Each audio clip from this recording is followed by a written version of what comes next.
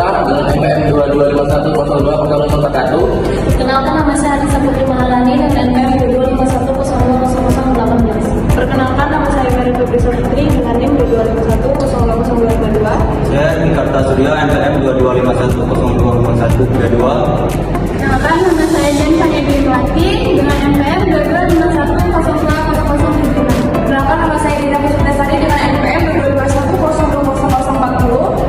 Perkenalkan, nama saya Rizky Muhammad Nantiasa dengan NPM 22510040. Untuk materi pertama akan disampaikan oleh saudara Dimas.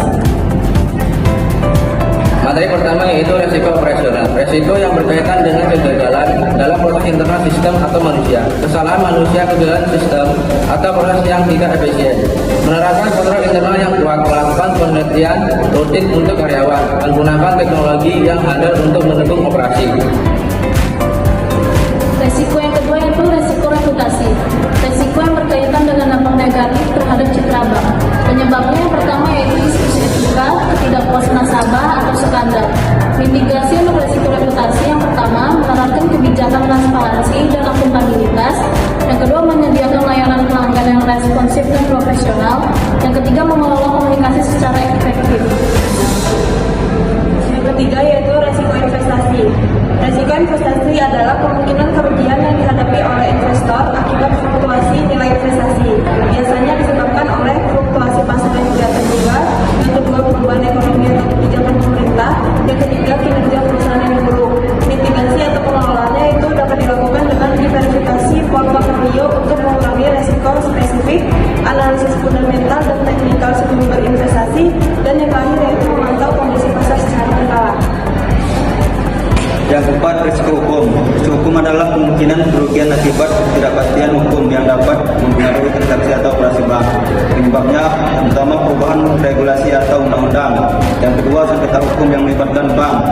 Yang ketiga, ketidakpatuhan terhadap peraturan yang berlaku. Mitigasinya, yang pertama memastikan kepatuhan terhadap semua regulasi. Yang kedua, konsultasi dengan penasihat hukum. Yang terakhir, menyusun kontrak yang jelas dan komprehensif. Selanjutnya yang kelima ada resiko imbal hasil. Resiko imbal hasil ini adalah ketidakpastian mengenai pengembalian investasi yang diharapkan dari suatu produk investasi. Penyebab dari resiko imbal hasil ini yang pertama adalah perubahan suku bunga, yang kedua fluktuasi harga aset, yang ketiga ketidakpastian ekonomi. Dan mitigasinya yang pertama menyusun proyeksi imbal hasil yang prioritas, yang kedua menggunakan instrumen hedging untuk melindungi dari resiko pasar. Yaitu ada resiko kepatuhan. Jadi risiko kepatuhan itu adalah resiko yang muncul akibat ketidakpastian terhadap regulasi dan hukum yang berlaku. Penyebabnya itu karena kurangnya pemahaman tentang regulasi terbaru, proses internal yang tidak memadai, terus ada keterbatasan sumber daya untuk memastikan kepatuhan tersebut.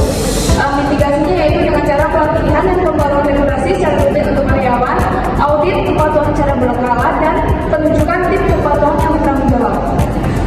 Selanjutnya itu ada resiko strategi. Resiko strategi adalah resiko yang muncul akibat penerapan strategi yang tidak tepat, pengambilan keputusan yang keliru atau ketidakpatuhan terhadap regulasi. Penyebabnya yaitu termasuk perubahan persaingan, kurangnya inovasi, dan kegagalan dalam analisis lingkungan bisnis.